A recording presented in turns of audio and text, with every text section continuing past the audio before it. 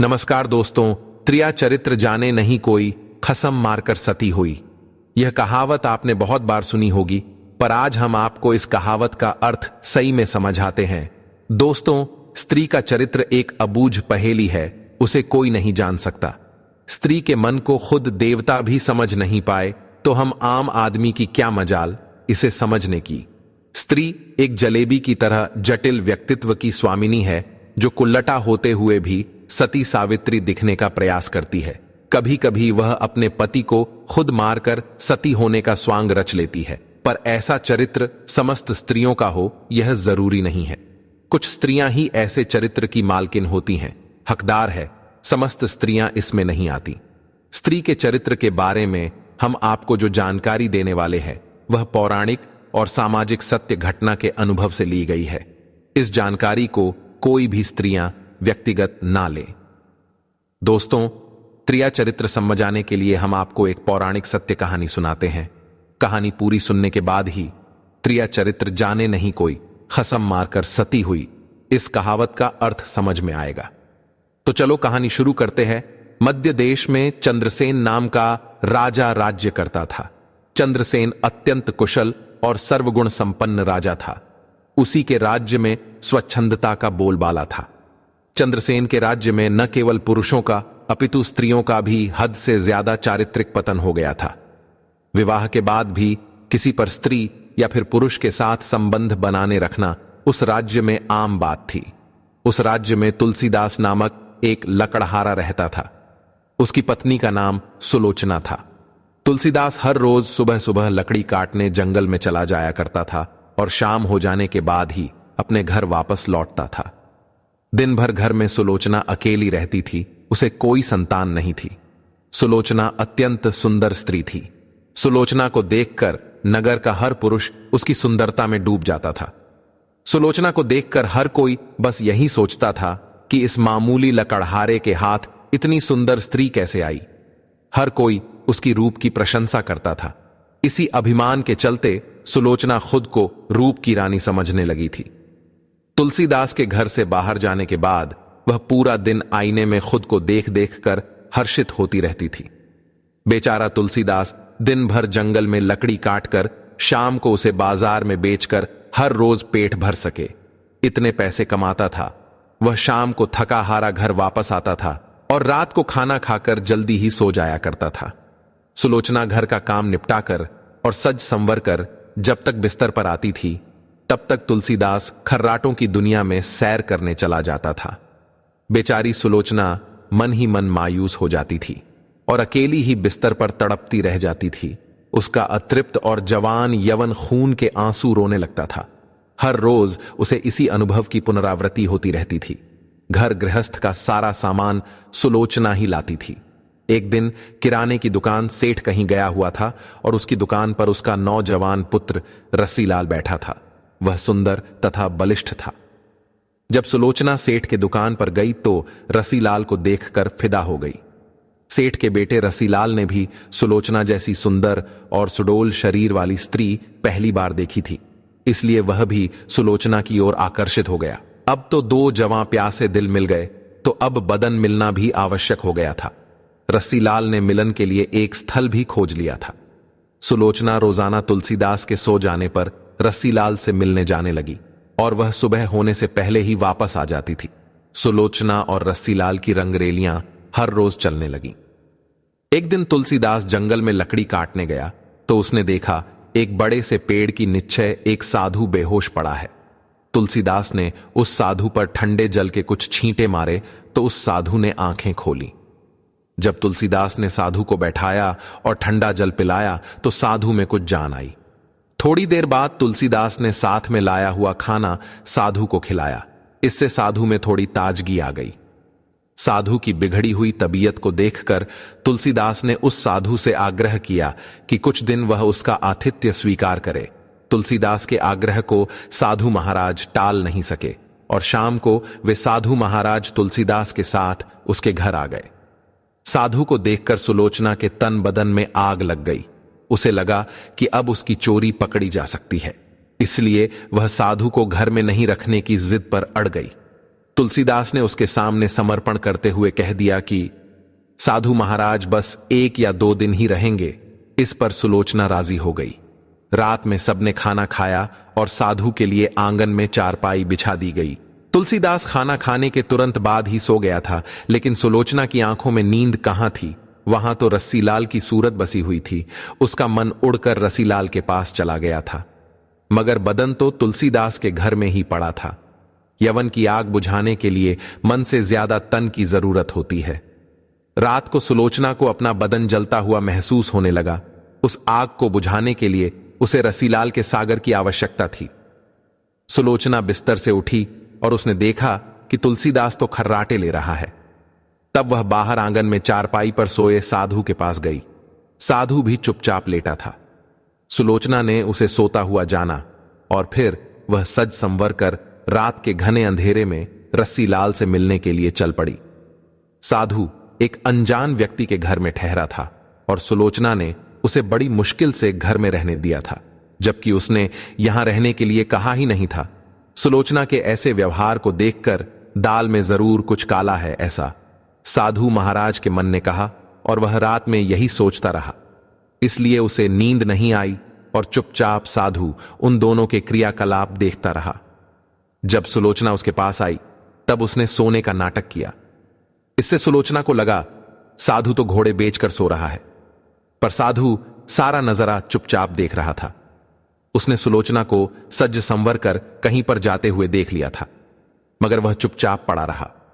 उसने यह भी देख लिया था कि भोर होने से पहले ही सुलोचना वापस आ गई थी।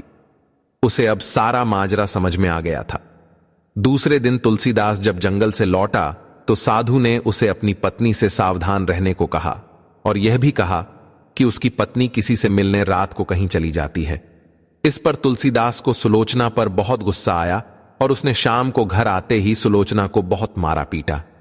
रात होते ही तुलसीदास ने सुलोचना को एक घर के खंबे से बांध दिया और सोचा कि अब यह बदचलन औरत कहीं नहीं जा सकेगी, और वो सो गया।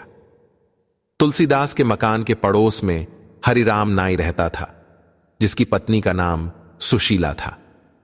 सुलोचना की तरह सुशीला भी एक चरित्रहीन स्त्री थी। उसका भी एक यार था। दोनों पड़ोसन एक ही नाव पर सवार थीं, इसलिए दोनों घनिष्ठ सहेली बन गई थीं। दोनों सहेलियां एक दूसरे के संदेश लाने ले जाने का काम भी करती थीं, इसलिए दोनों स्त्रियां एक दूसरे के प्रेमियों से भली भांति परिचित थीं। उस रात जब काफी देर तक सुलोचना नहीं आई तो रस्सीलाल को चिंता होने लगी। वह भागा भागा सुशीला के पास आया और सुलोचना को बुला लाने के लिए सुशीला से कहने लगा। सुशीला सुलोचना के घर गई तो उसने सुलोचना को खंभे से बंधा पाया। तब सुलोचना ने अपनी सहेली सुशीला से सारी कहानी बता दी। जब सुशीला ने रस्सीलाल का संदेश सुलोचना को दिया तो सुलोचना ने अपने बंधे होने की मजबूरी बता दी। इस पर सुशीला ने कहा, ऐसा कर, मैं तेरे बंधन खोल देती हूं, तू रस्सीलाल से मिला, तब तक मैं यहां बंधी रहूंगी। उसके इस प्रस्ताव पर सुलोचना राजी हो गई और वह अपनी जगह सुशीला को बांधकर रस्सीलाल से मिलने चली गई। साधु महाराज यह सब देख और सुन रहे थे, मगर वे चुपचाप खाट में दम साधे पड़े रहे। रात में जब तुलसीदास की नींद खुली तो उसे अपनी पत्नी सुलोचना पर थोड़ी दया आई और उसने सोचा कि उसने कुछ ज्यादा ही कठोर रूप धर लिया है। मुझे अब सुलोचना को खोल देना चाहिए।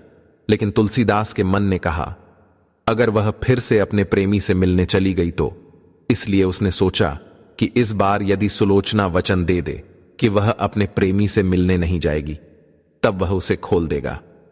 तुलसीदास ने जोर से आवाज लगाई, अरे ओ कलंकिनी, कुलटा स्त्री, अगर मुझे तू यह आश्वासन दे दे कि तू उस राक्षस से मिलने नहीं जाएगी तो मैं तेरे बंधन खोल दूंगा।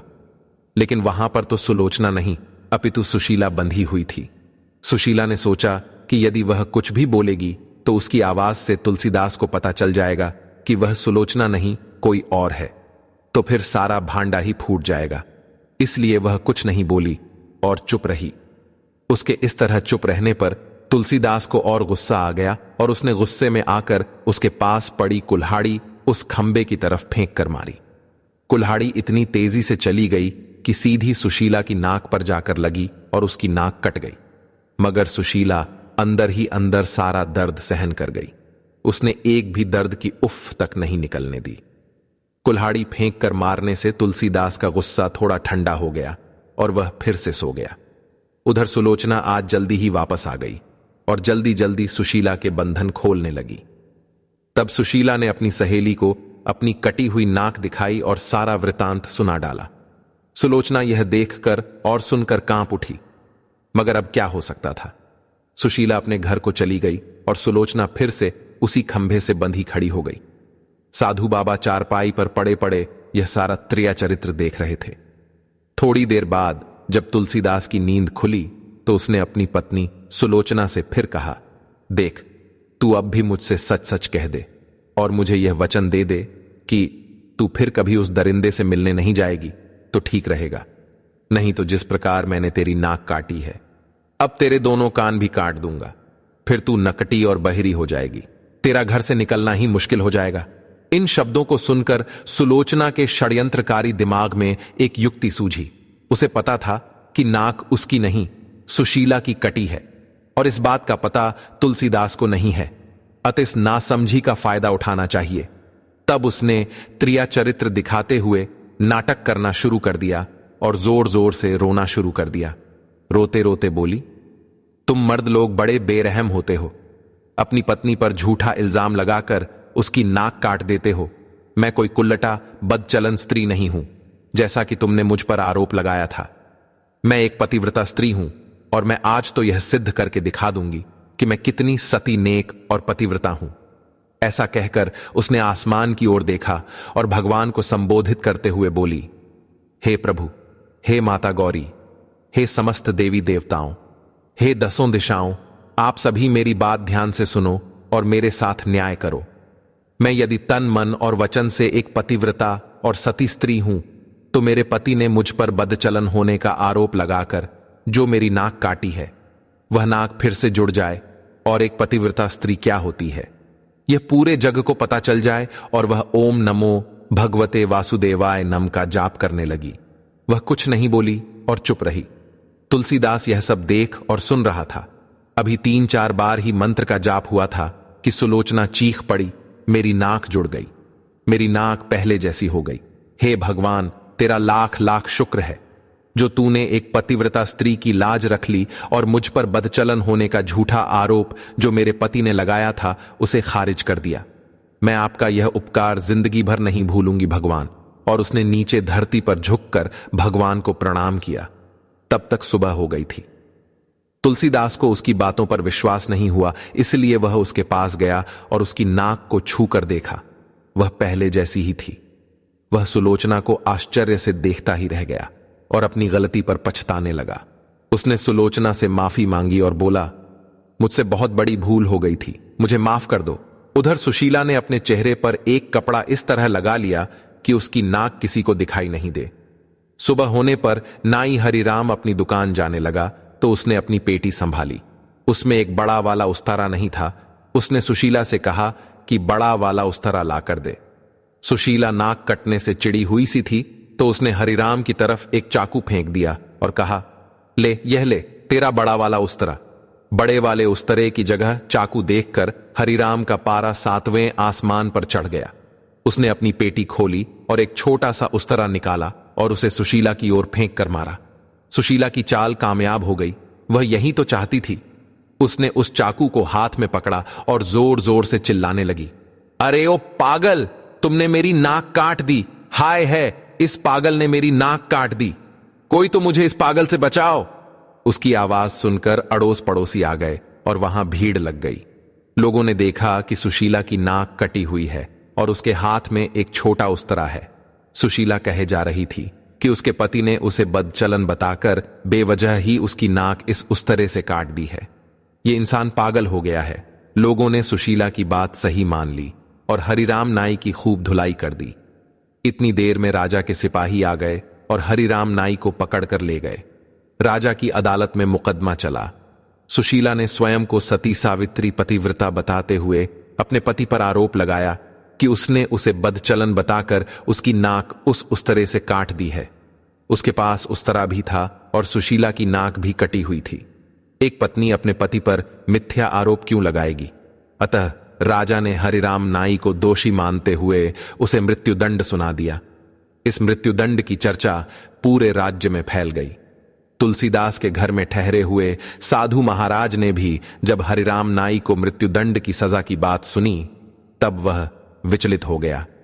उसे दोनों स्त्रियों के त्रय चरित्र का संपूर्ण ज्ञान हुआ था, जिसकी चपेट में एक निर्दोष व्यक्ति हरिराम नाई आ रहा था और अपनी जान से हाथ धो रहा था। तब वह साधु राजा के पास गया और संपूर्ण घटनाक्रम शुरुआत से राजा को कह सुनाया। राजा ने तुलसीदास और सुलोचना को दरबार में बुलवाया और कड़क शब्दों में कहा, सब कुछ सच सच बताओ, नहीं तो तुम्हें मृत्युदंड दिया जाएगा। तब सुलोचना और सुशीला ने सारी बातें सच सच बता दी और अपने स्वांग को भी बता दिया। अब मामला पूरी तरह से साफ हो चुका था। दोनों स्त्रियों का अपराध सामने आ गया था और हरिराम नाई निर्दोष सिद्ध हो गया था। इस षड्यंत्र के लिए दोनों कुलटाहों को भीषण दंड दिया जाना था, लेकिन स्त्री बालक और साधु को मृत्युदंड नहीं दिया जा सकता है। इस शास्त्रीय विधान के अनुसार दोनों स्त्रियों के नाक कान काटकर उन्हें छोड़ दिया गया। इस पूरे वृतांत को देखकर साधु महाराज बोल पड़े, स्त्रियां चरित्र जाने नहीं, कोई खसम मारकर सती हुई। इस कहानी से हमें यह सीख मिलती है कि स्त्री का चरित्र एक अबूझ पहेली है, उसे कोई नहीं जान सकता है। तो दोस्तों, आपको त्रिया चरित्र की यह कहानी कैसी लगी हमें कमेंट में जरूर बताएं। साथ ही हर हर महादेव जरूर लिखें। धन्यवाद।